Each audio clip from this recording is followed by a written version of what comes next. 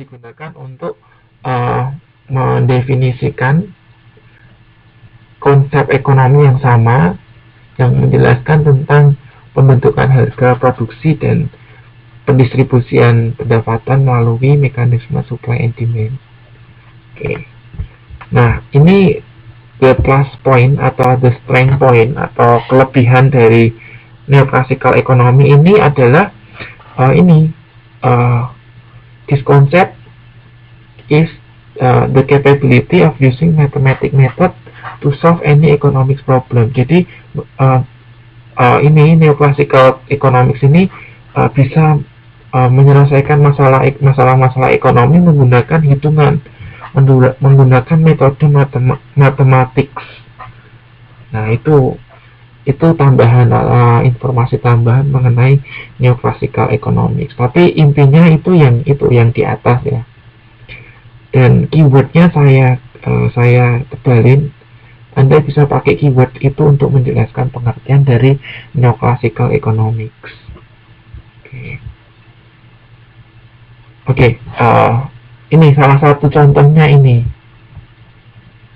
Jadi salah satu teorinya itu kan mengenai pembentukan harga kan. Jadi pembentukan harga atau forming price itu ditentukan oleh mekanisme supply and demand. Nah, kalau kita lihat di sini, ini ya, demand itu kan kurvanya seperti ini, turun ke bawah. Artinya apa ini? Ada yang tahu enggak atau ingat enggak mengenai teori ini, supply and demand? Ini dulu saya belajar ini waktu SMP ini. Ya, waktu SMA juga ada.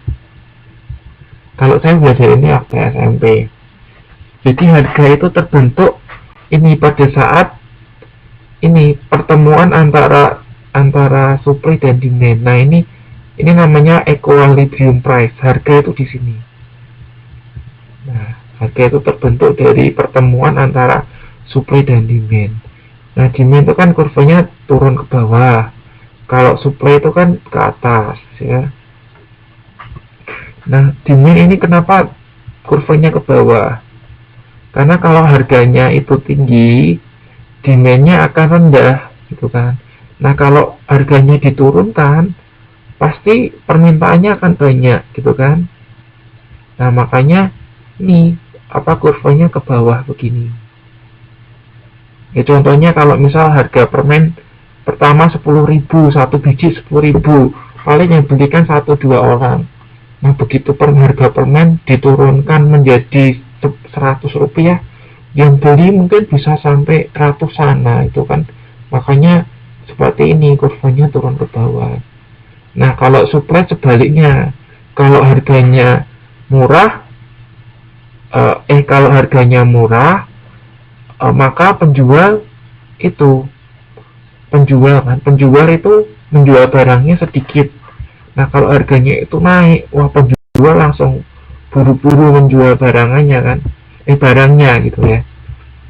Misalnya harga permen waktu harganya 100, penjual jual aja 1 atau 2 gitu ya. Nah, ketika harga permen itu 1 biji 10.000, maka penjual itu pingin sebanyak-banyaknya menjual barangnya, menjual permennya gitu. Nah, kurang lebih seperti itu. Nah, ini teori ini ya, kasus ini tuh termasuk salah satu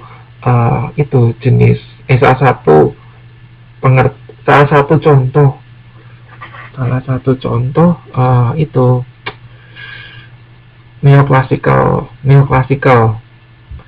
neoclassical economics, itu salah satu contohnya gitu. Oke, jelas. Ada pertanyaan? Oke, kalau tidak ada pertanyaan, saya akhiri kelas karena sebentar lagi kita harusnya sudah selesai nih ya. Oke, saya buat kesimpulan aja. Nanti saya akan kirimkan ini PowerPoint-nya. Saya postingkan PowerPoint-nya di Facebook, di grup. Silakan Anda download.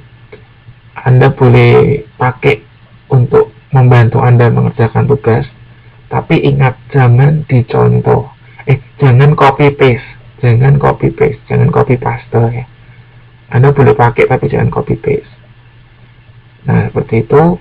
Terus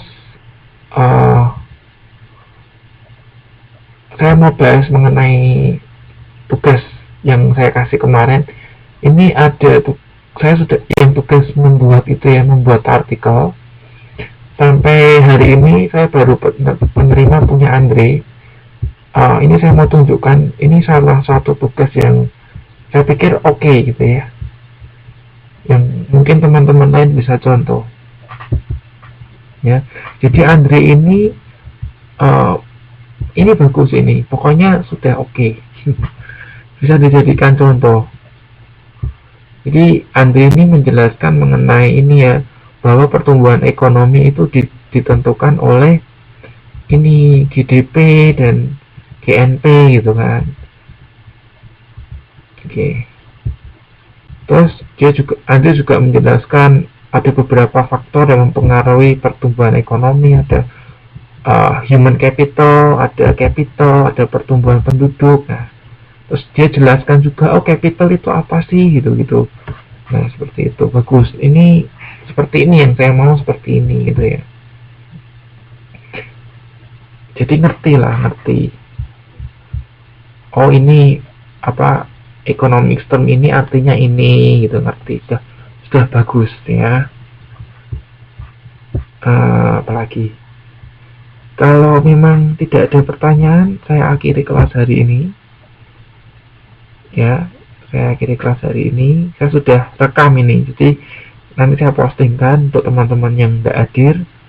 Nanti Andre tolong ingatkan untuk apa ya, mendownload YouTube-nya atau melihat YouTube-nya. Terus apa lagi ya?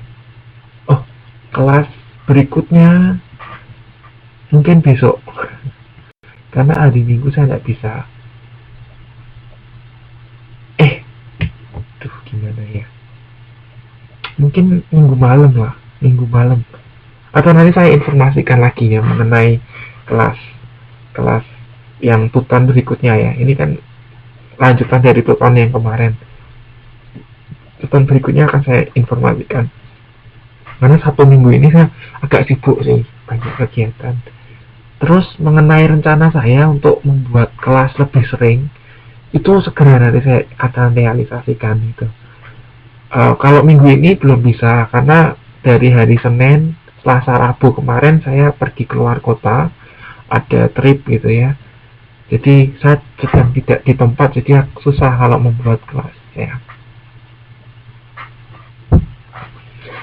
Oke, gitu aja ya untuk kelas malam hari ini.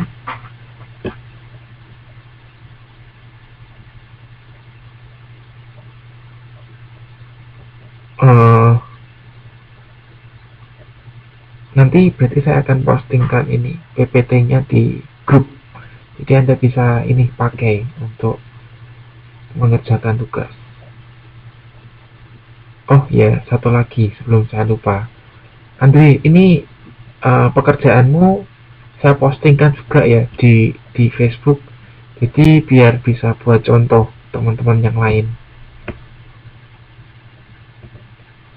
Oke. Terus apa lagi ya? Sudah begitu aja.